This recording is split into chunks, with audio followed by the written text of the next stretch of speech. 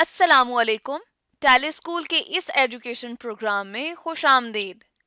ये programme TV पर हुकूमत पाकिस्तान और सबक फाउंडेशन की शिराकत से पेश किया जा रहा है। इसके लेसन्स पाकिस्तान के तमाम तालीमी बोर्ड्स बशमूल कैम्ब्रिज के सिलेबस के मुताबिक तैयार किए गए हैं, जिसमें एजुकेशनल कंटेंट सबक फाउंडेशन प्रोवाइड कर रही है। सबक फाउंडेशन की वेबसाइट सबक.pk पर केजी से 12वीं जमात तक वीडियोस और प्रैक्टिस टेस्ट बिल्कुल मुफ्त दस्तयाब हैं। कंप्यूटर साइंस के इस लेसन में हम नॉन वॉलेटाइल मेमोरी के बारे में पढ़ेंगे। ये टॉपिक पंजाब केपीके बलूचिस्तान की क्लास फर्स्ट ईयर के चैप्टर 2 में मौजूद है, जबकि पंजाब की क्लास फर्स्ट ईयर के चैप्टर 5 में और सिंध की क्लास फर्स्ट ईयर के चैप्टर नंबर 1 में टॉपिक मौजूद है। इस टॉपिक पे वीडियोस देखने के बाद स्टूडेंट सीख पाएंगे रोम और उसकी टाइप्स के बारे में और different non volatile secondary storage devices के बारे में पढ़ेंगे। आज के लेसन और इससे मुंसलिक तमाम वीडियो लेक्चर्स को घर बैठ के देखने के लिए आप सबक.pk की वेबसाइट पे जा सकते हैं और वहां फ्री वीडियो लेक्चर्स के साथ साथ प्रैक्टिस टेस्ट भी मौजूद हैं, जिन्हें देखकर आप अपने कॉन्सेप्ट्स को पुख्ता कर सकते हैं और इम्तिहानात में ट्यूशन लिए बगैर शानदार नंबर हासिल कर सकते हैं। ये सब कुछ सबक.pk की वेबसाइट पर बिल्कुल मुफ्त दस्तयाब है। इस वीडियो में आज हम सीखेंगे कि रीड ऑनली मेमोरी यानी कि रोम जो है वो किसे कहते हैं। रीड ऑनली मेमोरी जैसे कि नाम से जाहिर है, ये वो मेमोरी होती है जिसके अंदर हम सिर्फ रीड कर सकते हैं लेकिन राइट नहीं कर सकते। इस तरह की जो मेमोरी है इसे हम रीड ऑनली मेमोरी कहते हैं। ये जो मेमोरी है जैसे कि आप इस पिक्चर में देख सकते हैं, अगर आप कंप्यूटर को ओपन करेंगे तो आपको मदरबोर्ड पे इस तरह की चिप नजर आएगी। ये चिप दरअसल रोम होती है। ये मेमोरी जो होती है ये नॉन वॉलेटाइल मेमोरी है और ये परमानेंटली डाटा को स्टोर करती है कंप्यूटर के अंदर। अब इसका जो मेन फंक्शन है, मेन जो इसका काम है वो क्या है कि इसके अंदर उस मशीन का बेसिक प्रोग्राम इंस्टॉल किया जाता है जिसको हम कहते हैं फर्मवेयर। इसके अंदर उस मशीन से मुतालिक बेसिक इंस्ट्रक्शन होती हैं जो कि हमें ऑपरेटिंग सिस्टम यानी विंडोज को लोड करने में हमारी मदद करती हैं। यानी इस रोम के अंदर उस मशीन का बेसिक इनपुट आउटपुट सिस्टम, इसको हम बायोस कहते हैं, उसकी इंफॉर्मेशन मौजूद होती है जो कि आपके ऑपरेटिंग सिस्टम की फाइल्स को रीड करती है और उसको फर्दर प्रोसेस करती है। और ये जो बेसिक प्रोग्राम है ये उस वक्त इंस्टॉल कर दिया जाता है, ये फर्मवेयर उस वक्त इंस्टॉल किया जाता है जिस वक्त उस मशीन की मैन्युफैक्चरिंग हो रही होती है, जिस टाइम वो कंस्ट्रक्शन या इंडस्ट्री में जब वो बनाया जा रहा होता है तो तब हम उसके लिए एक रोम डिजाइन करते हैं। तो मशीन को स्टार्ट करने में ये बहुत ही अहम मेमोरी है जो कि उस मशीन को स्टार्ट करती है और उस प्रोसेस को बूटस्ट्रैप कहा जाता है। तो अब हमने इसका एक मकसद जान लिया है कि इस मेमोरी का क्या मकसद है। अब हम ये जानते हैं कि ये जो मेमोरी है जो कि एक नॉन वॉलेटाइल एक परमानेंट मेमोरी है, इस मेमोरी की कितनी टाइप्स होती हैं। तो सबसे जो पहली टाइप है इसकी वो है एम रोम, जिसको हम कहते हैं मास्टर रोम। ये वो रोम है जो कि इस्तेमाल होती है कंप्यूटर्स में जिसके अंदर जितना भी हमारे सेट ऑफ इंस्ट्रक्शंस हैं, जितने भी हमारे प्रोग्राम्स हैं, वो तमाम के तमाम जो हैं वो पहले से ही प्री प्रोग्राम्ड होते हैं और इसके अंदर इंस्टॉल कर दिए जाते हैं और फिर ये चिप जो है लगा दी जाती है अब मदरबोर्ड में। इस मेमोरी में जो मास्टर रोम है, इस मेमोरी के अंदर जो है वो आप एक दफ़ा जब इंस्ट्रक्शन लिख देते हैं तो हम इसको इरेज नहीं कर सकते। यानी इसके अंदर जो है मेमोरी वो परमानेंट स्टोर हो जाती है, आप इसके अंदर मौजूद इंस्ट्रक्शन को मिटा नहीं सकते। और इसको जो है बनाया जाता है उस मशीन की मैन्युफैक्चरिंग के दौरान और ये काफ़ी इनएक्सपेंसिव होती है, काफ़ी सस्ती होती है कंपेरेटिवली जो इसकी बाकी टाइप्स हैं। अब आते हैं इसकी नेक्स्ट टाइप जिसको हम पी रोम कहते हैं, जो कि P stands for programmable read only memory. जैसे कि आप इस पिक्चर में देख सकते हैं कि इस पिक्चर में एक शख्स इस चिप को खुद मदरबोर्ड पे जो है वो लगा रहा है। अब इसके अंदर इसका फायदा यह है कि जब यूजर ने रोम को खुद इंस्टॉल करना हो या जब उसने रोम को खुद डिजाइन करना हो यूजर ने, तब इस रोम का इस्तेमाल किया जाता है। यानी इसको मॉडिफाई किया जा सकता है, यूजर इसको मॉडिफाई कर सकता है और इसको जब आप बाजार से अगर परचेज करें तो आप इसको ब्लैंक पी रोम जो है, बिल्कुल जो एम्प्टी होती है, बिल्कुल खाली होती है, उसको आप मार्केट से परचेज कर सकते हैं और इसको प्रोग्राम किया जाता है एक ही दफा और जब यूज़र इसको प्रोग्राम करता है अपने मकसद के लिए, और फिर इसको जब एक दफ़ा ये प्रोग्राम हो जाए तो फिर इसको हम इरेज नहीं कर सकते। यानी एक दफ़ा इसके अंदर अगर आपने प्रोग्रामिंग कर ली है, इसके अंदर आपने इंस्ट्रक्शन स्टोर कर दी हैं, अब हम उसको इरेज नहीं कर सकते। तो ये जो प्रोग्रामेबल रीड ओनली मेमोरी है, ये यूज़र के इस्तेमाल के लिए बहुत ही कारआमद है। जब भी वो कोई और मशीन बना रहा हो, या कोई अगर आपने कोई भी प्रोजेक्ट स्टार्ट करना है तो उस प्रोजेक्ट में इस रोम का इस्तेमाल किया जा सकता है। अब चलते हैं इसकी नेक्स्ट टाइप की तरफ। नेक्स्ट टाइप हमारे पास है जिसको हम कहते हैं E P ROM. E P का क्या मतलब है? इरेजेबल एंड प्रोग्रामेबल, यानी इसके अंदर यूजर खुद से प्रोग्रामिंग कर सकता है और उसको फिर इरेज भी किया जा सकता है। यानी एक दफ़ा अगर आपने इसके अंदर प्रोग्रामिंग कर ली है तब इसको इरेज भी किया जा सकता है। अब जैसा कि आप इस पिक्चर में देख सकते हैं कि एक रोम चिप जो है उसको किस तरह से उससे डाटा इरेज किया जा रहा है। अब हम इसको डिटेल में समझते हैं। इससे डाटा इरेज करने के लिए आपको क्या करना पड़ता है कि इसको थोड़ी 40 मिनट्स के लिए अल्ट्रा वायलेट लाइट के आगे हम इसको रखते हैं। अल्ट्रा वायलेट लाइट क्या करती है कि इसमें मौजूद जितना भी चार्ज है उसको न्यूट्रलाइज कर देती है और इसके अंदर जितना भी डाटा है उसको फॉर्मेट कर देती है, उसको रिमूव कर देती है। तो नॉर्मली क्या होता है, जब भी हम रोम में डाटा स्टोर करते हैं तो प्रोग्रामिंग के दौरान उसके अंदर एक इलेक्ट्रिकल चार्ज जो है वो हम उसके अंदर ट्रैप कर देते हैं और उसको हम इंसुलेट कर देते हैं, उसको हम प्रोटेक्ट कर लेते हैं। तो उसका जो इंसुलेटेड गेट रीजन होता है वहाँ पे हमने क्या करना होता है कि उसको क्लियर करके वहाँ से चार्ज को इरेज करना होता है। उसके लिए हमारे पास जो लाइट वेव इस्तेमाल होती हैं वो दरअसल अल्ट्रा वायलेट लाइट वेव्स हैं जो कि स्पेसिफिक वेव लेंथ पे काम करती हैं और इस इंसुलेटेड गेट रीजन को क्रॉस करते हुए उस इलेक्ट्रिकल चार्ज को इरेज कर देती हैं। तो इस तरह से ये मेमोरी जो है वो काम करती है। इसको हम ईपी रोम कहते हैं। जैसे कि आप देख सकते हैं इस पिक्चर में ये एक चिप है और उसमें से अल्ट्रा वायलेट रेज जो है वो पास की जा रही हैं। अब चलते हैं इसकी नेक्स्ट टाइप की तरफ। इसकी नेक्स्ट टाइप है जिसको हम कहते हैं double E P ROM. Double E का क्या मतलब है? इलेक्ट्रिकली इरेजेबल, यानी इस रोम को हम इरेज कर सकते हैं लेकिन इलेक्ट्रिकली यानी इलेक्ट्रिक करंट के जरिए, और फिर हम उसको अपनी मर्जी के मुताबिक प्रोग्राम कर सकते हैं। जैसे कि आप इस पिक्चर में देख सकते हैं कि यहाँ पे एक रैम जो हमारी एक चिप है, सेंट्रल चिप, इसको इलेक्ट्रिक करंट जो है इससे पास किया जा रहा है और उसमें मौजूद डाटा को जो है वो इरेज किया जा रहा है। तो इसको जो है प्रोग्राम भी किया जा सकता है और इसको इरेज किया जाता है इलेक्ट्रिकली, और किसी भी स्पेसिफिक लोकेशन को हम सेलेक्ट कर सकते हैं इरेज करने के लिए और प्रोग्राम करने के लिए। तो ये हमारे पास जो है इसकी फोर्थ टाइप है। तो अब तक हमने इसकी 4 टाइप्स पढ़ ली हैं। हम आखिर में ये जान लेते हैं कि रोम के क्या एडवांटेजेस हैं। इसका सबसे बड़ा फायदा ये है कि इसके अंदर इंफॉर्मेशन परमानेंटली स्टोर होती है, यानी एक्सीडेंटली इसके अंदर अगर कोई मशीन डैमेज होती है तो रोम में मौजूद डाटा महफूज रहता है। और प्राइस के हवाले से ये रैम से ज़्यादा सस्ती होती है। नॉन वोलेटाइल परमानेंट स्टोरेज है जो कि ज़्यादा अरसे तक आपकी इंफॉर्मेशन को स्टोर रखती है। इसके अंदर मशीन की बेसिक इंफॉर्मेशन स्टोर होती है जो कि ज़्यादा अरसे तक उसमें मौजूद रहती है। तो आज की इस वीडियो में हमने जाना कि रीड ओनली मेमोरी यानी कि रोम किसे कहते हैं और इसकी कौन कौन सी मेन टाइप्स हैं।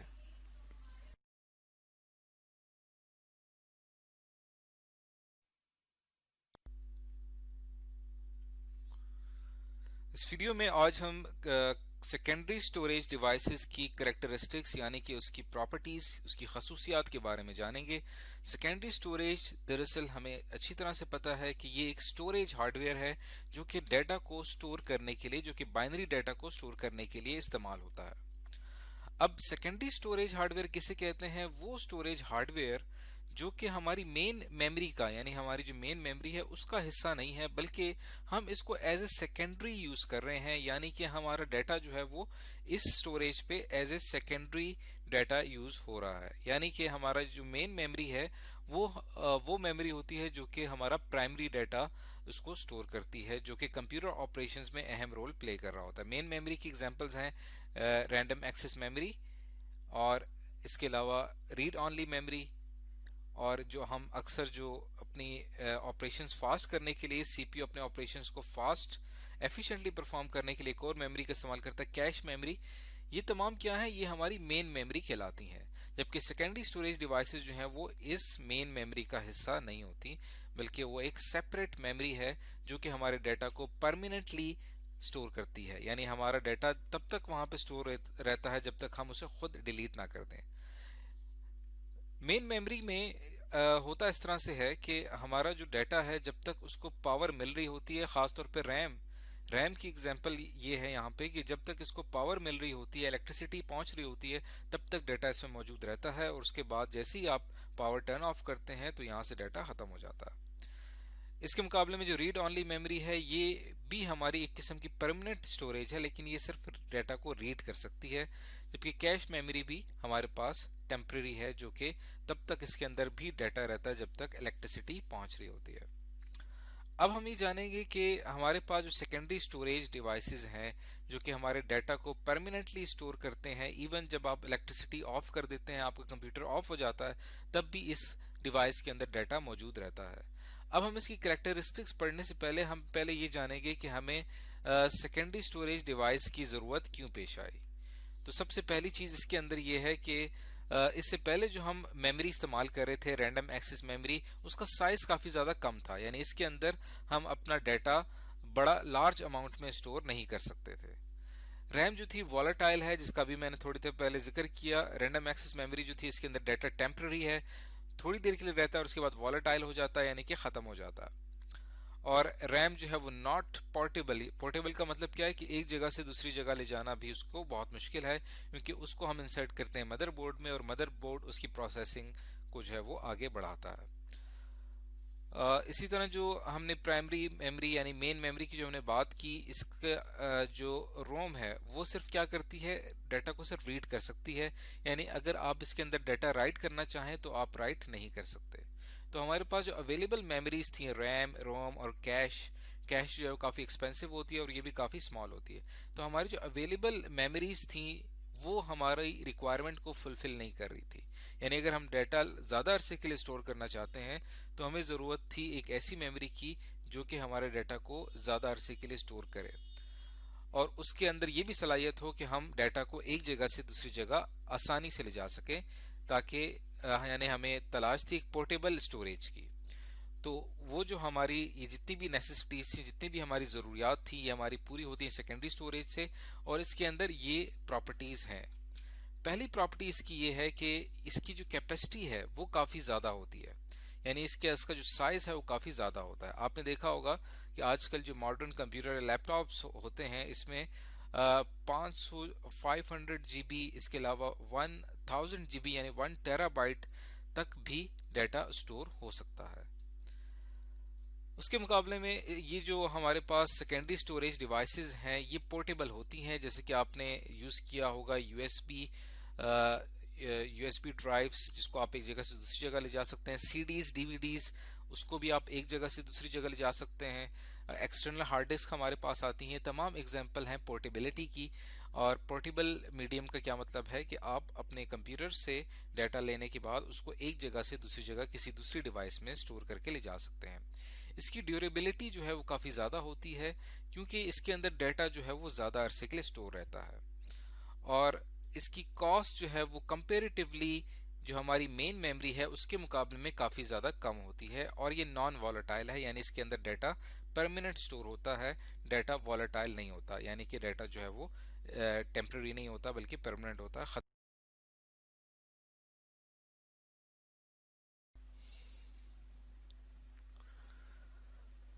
इस वीडियो में आज हम सीखेंगे कि मैग्नेटिक स्टोरेज या जिसे हम हार्ड डिस्क के नाम से भी जानते हैं, ये दरअसल क्या है। हार्ड डिस्क, जैसा कि आप इस पिक्चर में देख सकते हैं कि ये एक छोटी सी डिवाइस है जो कि हमारे कंप्यूटर का बहुत ही अहम हिस्सा होती है, जिसकी मदद से हम बड़ी अमाउंट में डाटा अपने कंप्यूटर में परमानेंटली स्टोर कर सकते हैं।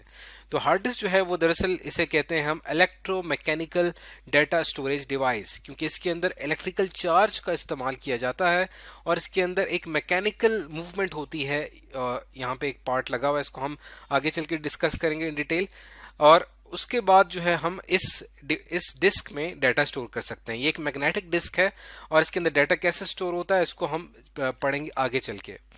हार्ड डिस्क जो है वो मैग्नेटिज्म के प्रिंसिपल के ऊपर काम करती है। यानी हम क्या करते हैं कि अपने इस डिवाइस को के ऊपर जो डिस्क बनाई गई है इसको हम मैग्नेटाइज कर देते हैं। यानी इसके मुख्तलिफ हिस्से जो हैं वो एक मैग्नेट के तौर पे काम करना शुरू कर देते हैं, और इस वजह से इसमें जो डाटा स्टोर होता है वो मैग्नेटिक स्टोरेज की शक्ल में होता है। अब मैग्नेट पे अगर हम गौर करें तो मैग्नेट में हमें दो हिस्से इसके अहम होते हैं, एक होता है इसका नॉर्थ पोल और एक होता है उसका साउथ पोल। तो ये जो आपको यहाँ पे इस वक्त डिवाइस नजर आ रही है हार्ड डिस्क, तो यहाँ पे जो ये डिस्क है, लेट सपोज कि अगर ये हमने इसको बना है एल्यूमिनियम से, तो क्या होता है कि हम इस पूरी एल्यूमिनियम डिस्क को मैग्नेटाइज कर देते हैं। मैग्नेटाइज जब होता है ये, तो इस क्या होता है कि इसके कुछ हिस्से जो हैं वो एज ए नॉर्थ पोल काम करते हैं और कुछ हिस्से जो हैं वो एज ए साउथ पोल काम करते हैं, और इसके अंदर डिफरेंट सेक्टर्स होते हैं, डिफरेंट सेक्शंस होते हैं, और फिर आगे चल के यही नॉर्थ पोल और यही साउथ पोल जो है वो दरअसल एक बिट को रिप्रेजेंट करते हैं। बिट के बारे में आप अच्छी तरह से जानते हैं कि एक बिट जो है वो इलेक्ट्रिकल चार्ज को शो करती है। अगर इलेक्ट्रिकल चार्ज पास हो रहा है तो उसको हम 1 कहते हैं, और अगर इलेक्ट्रिकल चार्ज पास नहीं हो रहा तो वो 0 को रिप्रेजेंट करता। तो यही 1 एंड 0 आगे चल के ये नॉर्थ एंड साउथ पोल की सूरत में इस मैग्नेटिक स्टोरेज में जो है वो स्टोर हो जाते हैं। और ये जो हमारी मैग्नेटिक डिवाइस है हार्ड डिस्क जो है, ये एक नॉन वॉलेटाइल मेमोरी है, जिसको हम परमानेंट स्टोरेज भी कहते हैं। यानी जब तक हम खुद डाटा को डिलीट ना कर दें इस डिवाइस में से, वो खुद डिलीट नहीं होता। तो इस वजह से इस डिवाइस का जो है वो हमने जब कभी भी अपने कंप्यूटर में परमानेंट डाटा स्टोर करना होता है तो हम मैग्नेटिक स्टोरेज यानी हार्ड डिस्क का इस्तेमाल करते हैं। यानी कि ये डिवाइस इस्तेमाल होती है रीड एंड राइट डाटा के लिए। अब हम चलते हैं एक और इसके स्ट्रक्चर की तरफ, इसको मजीद इन डिटेल इन डेप्थ समझने की कोशिश करते हैं। ये हमारे पास हार्ड डिस्क के मेन पार्ट्स हैं, इनके बारे में आपको पता होना चाहिए। जिसकी मेन डिस्क है इसको कहा जाता है प्लेटर।